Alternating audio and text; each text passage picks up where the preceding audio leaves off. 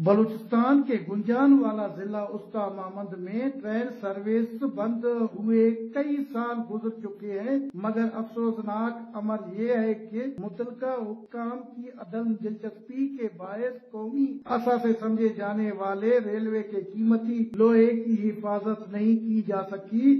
Railway track और फाटकों पर नस्ब लोहा गायब होता जा रहा है, जो न सिर्फ रियासती गफलत की अक्कासी करता है बल्कि अरबों रुपए के नुकसान का सबब भी बन रहा है। इस मौके पर शहरियों का वश न्यूज से बातचीत करते हुए कहा कि हम बलूचिस्तान हुकूमत को, सिंध हुकूमत को मुतालबा करते हैं कि ये रेलवे पटड़ी है, या तो इसका हिफाजत करे या इसको नीलाम करे।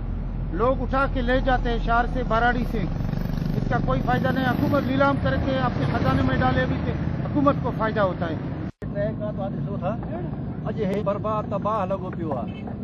असां ग़रीब माण्हू बीमार थियूं था, एतिरो वसियत न आहे जो लाणकाणे तक किराया करे टैक्सी गाॾियुनि ते वञी पहुचूं। हे हिकिड़ो असांजो ग़रीबनि जे लाइ हिकिड़ो नेमत हुयो रेलवे ट्रैक, अॼु बर्बाद तबाह लॻो पियो आहे।